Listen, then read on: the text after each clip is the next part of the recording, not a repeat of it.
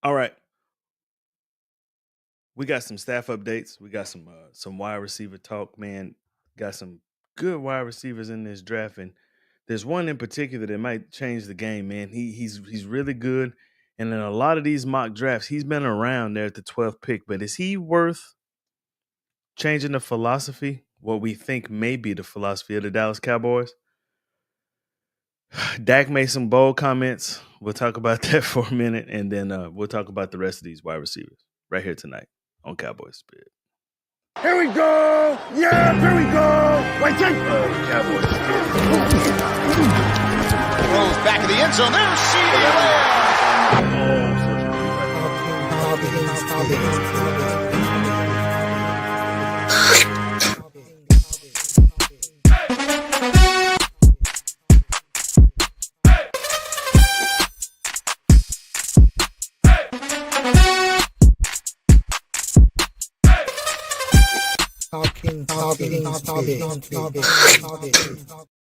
What's going on, everybody? Cowboy C3. Hey, make sure you guys like and subscribe, man. Follow the channel. Share me out, man. Do whatever you got to do. I would appreciate it. That sounds crazy when I say that. Share me out. What the hell? Anyway, so we got a staff update. The Cowboys coaching staff has finally been finalized, right? And you've got 8 coaches that kind of stuck around from the last regime, not even kind of they're there. And I just think that they wanted to fill the spots right now, just get the coaching staff in place because you got a lot of things that are coming up here lately and we're here soon. You've got free agency coming up. You've got the draft coming up. You've got this, this whole scouting combine that you got in Indianapolis, and you got to send the staff out there to kind of evaluate these players and just see what happens, what transpires with these players. And the final coaching staff, it's not great, but it's not that bad. Just check it out. So, head coach Brian Schottenheimer will lead the crowd, I guess, or whatever you want to call it, man. There's a lot of people that are still real skeptical about this decision, but hey, this is what it is. Offensive coordinator will be Clayton Adams. Passing game will be Ken Dorsey. Now, Ken Dorsey, his career hasn't been very successful either, but he'll come in as the passing game specialist. Quarterback coach will be Shimko. Connor Riley, Derek Foster leads your offensive line and your running backs.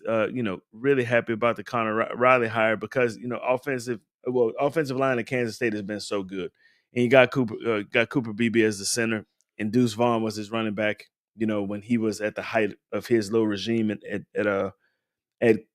Kansas State, it may be pretty good. We'll have to see. Wide receivers coach will be Junior Adams, tight ends coach Linda Wells. And the rest of the coaches are as follows. Defensive coordinator, Matt Eberflus, and then you got some other guys in there. David Overstreet, the cornerback coach, is coming from, he's an NFL coach coming from, a long list of a coaching line. What's up? What's going on, Danny? How you doing? Micah being traded for Myles Garrett? I don't think so, man. I don't think that the Cowboys had the intestinal fortitude to pull off a trade like that, to be honest. But, I would rather have Myles Garrett and Micah Parsons at the same time. I would, but I know that's wishful thinking. And the rest of the coaching staff down here as follows as well. Nothing really exciting about it. It's just it's your normal regular NFL coaching staff with a bunch of guys that came from the same regime. Now, what this does with this coaching staff is it puts things in perspective. Now it puts coaches in place to now you can go out and start evaluating players. I think they kind of have their idea of what they want to do. You go get a good offensive line coach, and you get a run first offensive coordinator, and you have a head coach that's run first. I think you know what type of team this is going to be. And I think it'll work out. I really do. But you have to stick with the game plan. But we'll talk about that later because there is one player that could kind of change that philosophy. I really think that he can, but we'll talk about it more in a little bit. So, these guys, the coaching staff is in place. You still got a long list of free agents that you have to go through, that you have to decide on what you're going to keep, what you're going to let go. There's a lot of salary involved in this free agency list that the Cowboys have too. There's a lot of money tied up in salaries that are now free agents, and you have to make a decision on whether you hold on to these salaries or you let them go and you try to rebuild. That's up to you. Well, the quarterback was very excited on Radio Row, and he actually was in. This was actually at an event here in Dallas. Him and Troy Aikman do an event every year here, and he was asked the question about the Philadelphia Eagles and the Dallas Cowboys, and I'll just let you hear what he had to say. And I feel like we compete with the Eagles and beat them for the most part when we played them. I don't want to say check the record when the other guy's holding a trophy right now. So credit to them. They've earned it and they deserved it by all means. But, yeah, very close, especially when you even watch the NFC game, the NFC Championship. And those two teams that we battle against each and every year a couple of times. And as I said, feel confident about who's gotten the better part each and every time. To see it in such a dominating fashion, credit to them. It's our turn and it's on us. Oh shit! Oh shit! Oh shit! Dak said we're not that far away, and I like a confident player. I do. I like a confident, especially your quarterback. I like him having some confidence. But maybe he has a point. Maybe. He's 9-4 against the Eagles all time. That's his record against the Eagles. But the Eagles have been to 3 Super Bowls here in the last 6 years, and they've won one of them. Well, actually, they've won 2 of them. They won both of them. They won one of them with a backup quarterback. Marcus Spears, who's normally, he's a former Cowboy, and he's normally a Cowboy supporter, particularly a Dak Prescott supporter. This is what he had to say about the whole thing. Right now, you're not close to them. Right now, you're not in the same conversation with them. They've actually been to 3 Super Bowls and have won 2 of them, and the first one was with the backup to Carson Wentz. So I don't want to hear Dak say that right now. It's not the time to say anything in regards of being close to the Philadelphia Eagles. You're not close. And I would tend to agree more with Marcus Spears than I would with Dak Prescott on this take. The Cowboys, in the past couple of years, they've been competitive with the Eagles, and they've beaten the Eagles more than they've lost. But this year was different. This Eagles team was good. They put together a solid team, and the solid piece of the puzzle that they added to kind of take them over the hump, if you will, was a piece that you could have added to your own football team. Not Dak Prescott, but I mean the piece that the Cowboys could have added to the team, and that was Saquon Barkley. And it paid off big dividends for him. And, when the quarterback finally had to put the game on his shoulders, he came through. He did. Jalen Hurts came through. And, Super Bowl champion quarterback, he automatically jumps up to the top of the list, probably of NFC quarterbacks. Philly has the best team in NFC. This year they had the best team in the world, So I don't think that that's an accurate statement to say that you're close to the Philadelphia Eagles. I don't.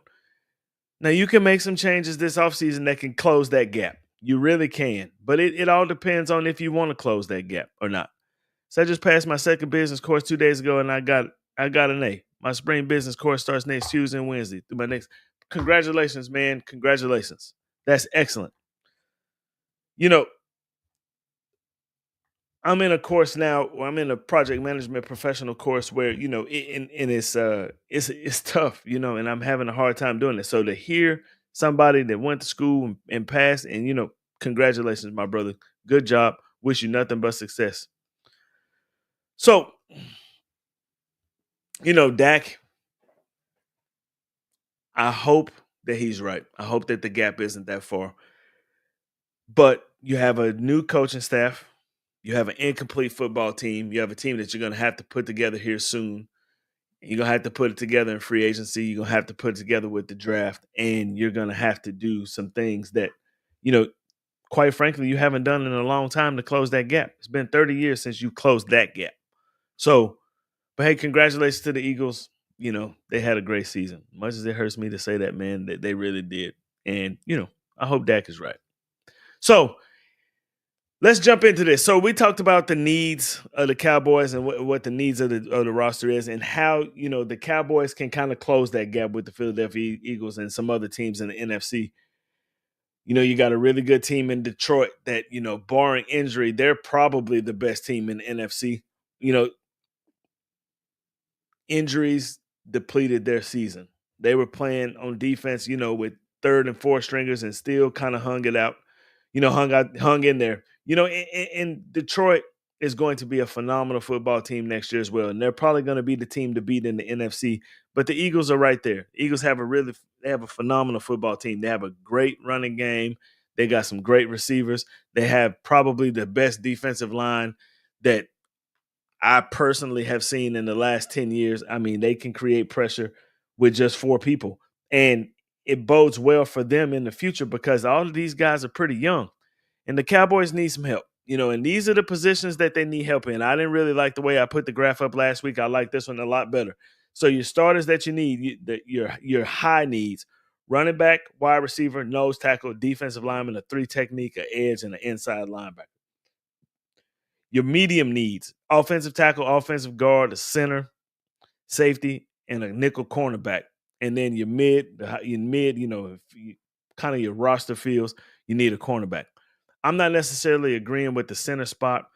I really agree with the guard spot. I would almost put the guard spot up as a high need because especially if Zach Martin steps away, even though I think Brock Hoffman is an excellent guard, I'm not real sure that he'll even be around, especially for free agency. So you have some opportunities to really close this gap in free agency, and then you can close the rest of the gaps in the draft. Well, wide receiver is one of these positions where you take a look at these free agents. It's not that great of a list. And the salaries that these guys are going to ask for, is it worth the salary with the player that you get? And as you can see, Brandon Cooks is right up there, right up there amongst the top at $19,800,000. You got Chris Godwin, who's a solid wide receiver, but he's coming off a serious knee injury. Amari Cooper, you already know what you're going to get with Amari Cooper. Keenan Allen, is asking for, he's going to be asking right around that 20-25 million range. T. Higgins and Stephon Diggs. Stephon Diggs coming off a major knee injury as well. T. Higgins is kind of coming off, T. Higgins is actually coming off a pretty good season, but he had some injury trouble. Deontay Johnson, DeAndre Hopkins, Mike Williams, all of these guys are in their 30s, with the exception of Chris Godwin. But Chris Godwin is coming off an injury, and T. Higgins. So what can you do to fill that need in free agency? Is there somebody that can fill that second wide receiver need that's better than the guys that are coming out in the draft? And you look at the guys that are coming out in the draft, and you got some pretty good names, right? You got some really good names. You've got Teddy McMillan, who is a solid number 1 wide receiver at 6'5", 215 pounds and a 4.5 40. He's got some really, really, really good attributes about him, man. He really does. He's a good route runner. He's got excellent hands, got strong hands, and at 6'5", he can go up and get the football. Luther Burden III is a phenomenal athlete. Not as fast as you would want, maybe, at his size, at 5'11", 190 pounds, at a 4'4", 140. But Luther can do a lot of different things, man. And Luther is a phenomenal athlete. Next on the list is Igbo. Listen, Igbo, this dude is, to me, he may be the most underrated receiver in the draft, even though he's ranked number 3. Now, mind you, Travis Hunter is not on this list because a lot of people have Travis Hunter listed as a corner, right? So Travis Hunter's not on this list, and we all know that Travis Hunter is this all-world guy. OEE is really close, man. And he got kind of overshadowed by a freshman this year because the freshman is kind of, his freshman is a dynamic guy. But this dude has been solid every single year he has played at Ohio State, and he's a 4.3 flat guy. He's tough. But the only thing that I personally am not a fan of, and the reason I'm not a fan of it, is because we have this receiver already, not the speed, but the body type. At 6'1", 205, it's another version. Just he's a faster, not CD Lamb. CD Lamb is a fantastic NFL wide receiver. We've never seen this dude play in the NFL before, but same type of body style. And then Matthew Golden, 6 foot, 195 pounds, 4'3", 440. Same type of dude. Blow the roof off of it, runs good routes. And then you got Trey Harris. Trey Harris is a decent wide receiver as well at 6'3", 215 pounds, but he runs a 4.5 40. So, if you go and you actually look at T-Mac's stats, he had a really good college career, but he disappeared in some games. And he especially disappeared at the end of this season for the Arizona Wildcats. A lot of that had to do with quarterback play. They kind of shuffled through some quarterbacks. Their starting quarterback, who was at the beginning of the season, was a Heisman Trophy hopeful. He didn't have that great of a year. Had to sit down for a little bit. He still persevered through it, right? And he had some humongous games. Had a 300-yard game against New Mexico. Had a pretty good game against Colorado. Whenever Travis Hunter went on him, Travis Hunter kind of shut that ass down a little bit. But, at 1,319 yards and 8 touchdowns, and he had a decent season. A decent season. What would this type of player, a type of player like T-Mac, would he change the Cowboy philosophy? Would he take the team from a run first to actually going to, because him and CD Lamb, that would be a pretty dynamic duo, right? I think it would be. There's a lot of mock drafts that have him falling down towards the Cowboys, right? In that 10 to 15 range in the draft, right? 10 to 15th pick in the draft, with the Cowboys having the 12th pick. There's a lot of mock drafts that have him in that range.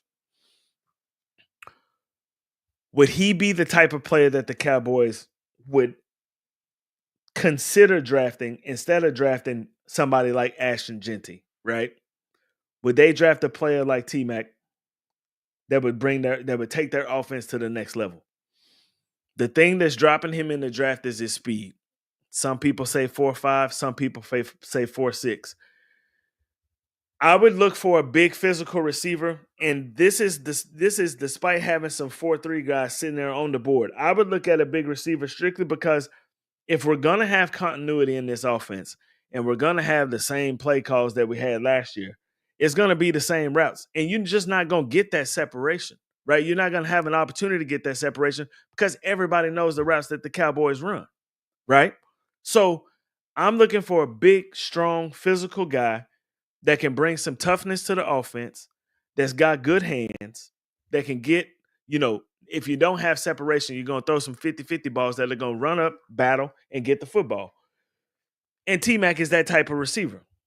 However, there is another receiver on this list, man, that he not only gives you that dynamic, he gives you more speed. He gives you the ability to run the football because he's a former quarterback, and he's a local kid as well. Savion Williams from TCU at 6'5", 225 pounds is a little bit bigger, a little bit faster. His numbers are not the same, but as you can see, he runs the ball as well. He'll line up at quarterback. He'll run a little read option. He gives you that dynamic that the Cowboys just haven't had in a long time. Another person that can give you that dynamic is Deebo Samuel. He's kind of that type of player. He's faster than Deebo. He's a bigger target than Deebo. And Deebo right now is asking out of San Francisco, and he's about 20, 25 pounds overweight. That's the word coming off the street. Not sure how true that is, right? But that's the word in San Francisco, that he's about 20, 25 pounds overweight, and he's asking out of the city. So there are opportunities in this draft that maybe you can't get in free agency. And I think wide receiver is one of those positions. I really do. I think that these wide receivers that are coming out, you have a lot of different choices that you can choose from, that guys that can give you some dynamic opportunities that maybe you don't have on the roster right now. And I think you have a player that you have on the roster right now that is ultra dynamic in Kevontae Turpin, but he's actually a restricted free agent. You have a dynamic player on the roster, but you can't figure out how to use him. I think 6'5", 225 pounds, you can figure out how to use that shit. You have to be able to do it because you're not going to have a choice. What did I do when given the opportunity? Now, I did a mock draft, and I had both of them available. I did. I had both of them available. I had T-Mac and I had Ashton Genty available. This is what I did. I took Ashton Genty with the first pick because I think if we're going to have a run-first offense, you've got to run first. Oh, you got to run first head coach. You got to run first offensive coordinator. You got to run. You got a good offensive line coach. And I think it'll improve, right? I think you pick the running back first because I don't like it when Dak Prescott throws the ball over 40 times a game. I don't like that at all. I don't think it's a good formula for the Dallas Cowboys. I really don't. And it's not that I don't think Dak can throw the ball 40 times a game. I just don't think it's a good formula. I don't. I don't think it's a good formula for any quarterback in the NFL to throw the ball that much, to be honest with you. I think that your best bet, and look at the Buffalo Bills this year. They took the ball out of Josh Allen's hands a lot, and it made him an MVP quarterback. Cooked all season long. He did. And it took some pressure off Josh Allen. And it took pressure off of him when he had some young wide receivers, and it made everything better. It made the offense better. I had Cook in my fantasy league, and I finished in second place. I lost, but I finished in second place. If you have a viable running game, and I sincerely think that the Cowboys should draft Ashton Genty first and re-sign Rico Dowdle, and that'll give you a nice 1-2 punch. I think Rico Dowdle is a good running back. I just don't think he's dynamic, and I think Ashton Genty is dynamic. I think that he is. I picked the defensive tackle in the second round with Derek Harmon from Oregon. Solid run-stopping defensive tackle that can get upfield and put pressure on the quarterback as well. I think we learned from Jalen Carter this year that is a very, very important thing to have on your defensive line. Somebody that demands double teams and it gives others opportunities to eat. Jalen Carter absolutely dominated the Super Bowl, and I would like a player like that on my roster. And with my third pick, I picked Savion Williams. So I got the best of both worlds.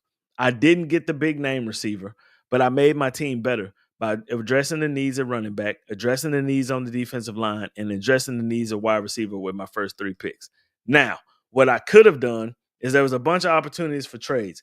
And when I do these mock drafts and I show them on here, I'm not going to do trades. I'm going to stick with what the picks that I have, even though I hate the fact that we don't have a fourth round pick. And you got the fourth round pick, you dropped it for next to nothing. I'm not going to do my mock drafts. I'm not going to do trades yet. Eventually, I will do trades in the mock draft. When we address all of these needs for the team, and we get down to the final mock draft, I'll put together a mock draft where I will include trades, and I'll try to get some more draft picks and just kind of put this roster together where I think that it can be competitive, right? Competitive in the season this upcoming season. I think there are some really, really good teams in the NFL. I think there are some really, really good teams in the NFC East in particular that are going to give the Cowboys hell. History has shown, though, that the same team will not win the NFC East. They won't. And it could be Washington's time. Washington has a really, really good roster, and they have a really good young quarterback. The Cowboys are going to have to do some things to take some pressure off of their quarterback. They're going to have to do it. So, Danny said we need Rob Marinelli or Wade Phillips. I think that coaching style is kind of outplayed now. I'm not mad at the offensive or the defensive coordinator of the Cowboys. I'm really not. Eberflus was not a good head coach, but he was a good positional coach when he was here with the Cowboys. And the Chicago defense was never really bad. They just had a horrendous offense, and they were on the field for too long. Give the dude an opportunity. He also said, I can't stand Dak saying he's close to the Eagles. He ain't close to the Eagles. Dak is talking nonsense. I agree, Danny. I'm not going to disagree with you at all. I think that, I like the confidence. I like the fact that he is exuding confidence right now, especially coming off an injury. And in that same interview, they asked him about the injury, right? They asked him, was he Was he healthy? How was the health going? What we had to look forward to? He said he was looking fine. He was pushing it, and he's pushing it. His confidence is back, and he feels next to normal. And that's cool. I like that. I like that that he's healthy. I like the fact that he will participate in OTAs.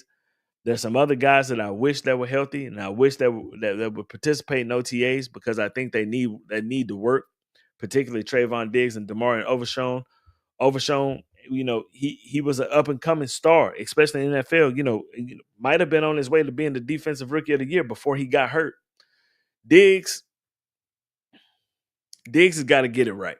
He's got to get it right, and it's got to happen as soon as he's able. With this surgery that he had, you're talking about taking parts from your body and putting it in your knee and making it to where it has more flexibility. To me, that doesn't sound good. It sounds pretty bad. And Bland, as soon as he came back from injury, he had a pretty decent season. The need for corner, especially at that other corner, that's something. And that corner, I think, is a position that we're going to tackle next. There's some free agent corners that can come in and help this ball club to maybe where you don't have to draft a corner. And I think you got some good corners on the roster. Kalen Carson, he got a lot of playing time this year, and he got a lot of bumps and bruises. He got some ego bumps and bruises as well. You know what I mean? But I think that he probably learned a lot. And I think it'll be a good thing to have a fresh set of eyes come in and kind of evaluate the cornerback position with the team and a new secondary coach. And, I think it's a good thing. But there are some players that can help you. Got a first phone call. Caller, what's up? What you got going on? What's your name? What's up, cuz? How are you? Good. What's up, Danny? How you doing, man? Good. How you been? I'm good, man. How's everything going? Good. I just got done watching the NBA All-Stars game How did you like in that? How'd you LA. like that?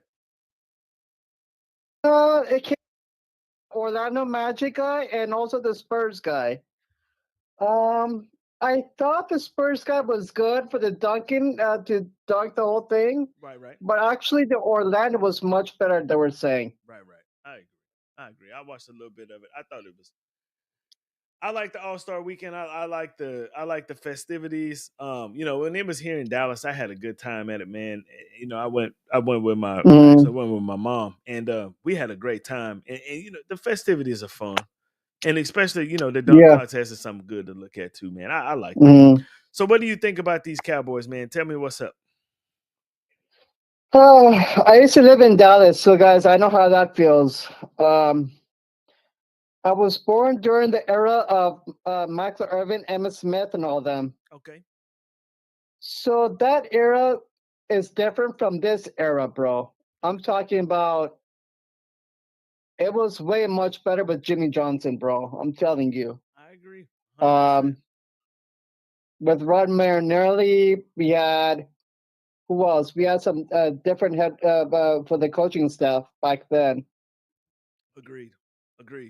I think Wade Phillips was part of it. I'm not sure if he was. Wade was there for sure. Yeah. So I think if we bring Wade back, and if we bring Rod Marinelli back instead of what you were talking about, the Chicago guy, who he wasn't that good, Rex Ryan's already taken. Yeah, well, yeah, Rex made a pitch to try to come, I think the only thing that and Danny, I don't disagree with you. Don't get me wrong, but I think that the Cowboys were going for a younger staff that can maybe relate to the players better. You understand what I'm saying? Yeah, exactly. Relate to them. Yeah, you got these older coaches that were really good back in their heyday, and maybe the game has passed them by a little bit. So they went and got these younger guys. And I don't disagree with that because the normal coaching staff for the Dallas Cowboys is older gentlemen, and those are gentlemen that Jerry thinks that he relates to better, right? But I think they actually thought about that, which is crazy to say. I think they actually thought about the players first this time. You know what I'm saying?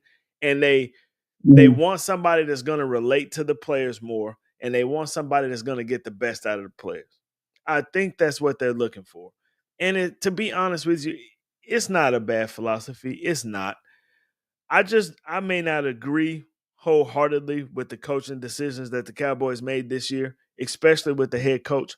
I But hope I hope Schottenheimer can do something about it, because if he doesn't, it's going to end up the same as last coaching staff, bro. agreed. I agree. And we got a bad history of coaching staffs here in the last, 30 years. But if Schottenheimer doesn't work, who else is going to coach? Do you think Wade Phillips is up to it? I don't necessarily think that they would go that route, man. I think that, and this is my honest opinion, I think that the next head coach of the Dallas Cowboys would be somebody like Jason Witten. That's what I think. I think that this is a way for Jason Witten to get ready. This is a way for his kids to graduate from high school, plug somebody in right now, wait a couple of years. If it fails, then Jason Witten has a beeline to be the head coach of the Dallas Cowboys. That's the way I feel about Okay, it. I agree with you then. Okay, my brother. I'm gonna talk to you soon. I'm gonna keep it rolling. All right. All right, cuz, love you. Love you too, brother. See you soon. All right. So Danny's got some good points. Danny's looking for some older coaches that have been or that are proven NFL coaches, and that's not a bad philosophy to have either. But I think that the Cowboys have tried that route, and I think that that's kind of getting old to them, and no pun intended. But I think that this new coaching staff is a little bit younger, probably a little bit more relatable to the players, right? And I think that they're gonna try this route. Now, the thing about that is that Jerry has to be tolerant of the things that are about to happen with this football team because it's gonna get more lively. Hopefully. Eberflus is an exciting guy. Eberflus, especially when he was here, he was a linebacker coach. He was the guy that was jumping up and down on the sideline. He was in the players' faces. He was doing all of those things. And the Cowboys haven't had that man in a long, long time. And I think it's needed, right? I think it's a way to get the most out of the players. Schottenheimer, he's saying all the right things, all the right things. The players love him, and I think the route that they're trying to go is that if the players love him, they'll jump through a brick wall for him. Now, one thing that I am not a fan of is I think we need some innovative play calling that can keep up with the league, and Schottenheimer is not that guy. Schottenheimer is 32 dive, play action pass, which can be effective if your running game is effective. If your running game is not effective, right, then his offense tends to fart, for lack of better words. It's just what it does. So you're going to have to get this offensive line short up, and you're going to have to get a running back that can tote the rock. To be honest, you need a couple. And I think that drafting a running back in the first or second round, because there are some second round running backs that I think that can do a tremendous job. If Genty's available, I think that you take him. If he's not available, I think any one of those running backs from Ohio State can do the job. I really do, especially Henderson. I think Henderson would be a dynamic running back in this situation. I do. And that's where you would take somebody like a Gooper in the first round, or Luther Burton, or one of those guys, right? And then you come in the second round and you get some more dynamicy at running back, and then you look for the defensive tackle in the third round. But that's how you're going to have to play with it. I think Genty may be available at 12. I do. And I just don't see how you pass up on it, on that type of opportunity. A local kid, right, that lives 10 minutes from the star, right? As soon as he gets drafted, he's probably going to hop in mom and dad's car and drive up to the star and be there for the draft party. You know what I'm saying? Or you get a guy like Savion Williams in the third round who's right down the street in Marshall, Texas, that can be right up here too. You see what I'm saying? You're getting some guys from around in the area that can put some more support on the team, because right now the fan base is struggling. We need something to support. You know what I'm saying? Because we haven't had anything to support in a long time. And this last season was definitely not anything to support. Not at all. But anywho, so I'm sorry for the delay, man, this week. I was supposed to do a show on Tuesday, but me, like a lot of people around here, kind of got that flu bug, man, and that flu bug kind of kicked my ass. I'm not gonna lie to you. So, but I'm back. I've kind of kicked it with some, some medication, some self medication. Hey, man, I'm a big fan of hot toddies. I'm not gonna lie to you. Them shits work. So, um, yeah, but we'll definitely get back to a regular routine for sure this week. Definitely. Can't do that anymore. My apologies to everybody. So, anyway, the next position we'll attack is corner. I think that corner is going to be one of those positions where no, no, we'll go with the third biggest need. We'll go defensive line. We'll go defensive line because there's some really good really good free agents in free agency, excuse me, at defensive line. And there's some nice guys in the draft that may be available in those top 3 rounds, right? And I just showed you one tonight. Defensive line is one of those things that can make you or break you. Ask the Philadelphia Eagles. Look at the Dallas Cowboys last year. If you have a defensive line that can put pressure on the quarterback with 4, right? You don't need the blitz to create pressure. That will make your football team that much better on defense. It makes guys like the Philadelphia secondary look really, really, really, really good, right? And they may not be that great, but they look really, really good because you don't have to blitz. You can drop back into coverage, and the ball's got to come out quick because your front 4 are creating that much pressure. That's the type of, we need a player like that too. We really do. And there's some guys in the draft, and there's also some guys in free agency that you can get for an affordable price, right? That can change your defense completely around just by defensive line play. Let these young linebackers run around and eat like they need to do. Because when the defensive line was performing last year, these linebackers looked pretty good. They really did. Overshown may not be back, but there's some ways to fill that hole too. We'll look at the linebacker thing, coming up pretty soon. But hopefully he can come back and he'll be healthy. But anyway, we'll start that on Tuesday. We'll do defensive lineman on Tuesday. Probably next Saturday, then we'll jump into cornerbacks. But this defensive line class, they got some players out there, especially coming out of college and especially in free agency, where you can change this football team around defensively, right, at a pretty affordable price. Okay? Cowboy C3, y'all, I appreciate you tuning in. Thank you very much. If you haven't done it yet, please like and subscribe. Share it. Do whatever you got to do. I'd appreciate it no matter what. And we'll talk to you guys on Tuesday. Defensive lineman on Tuesday. All right, peace.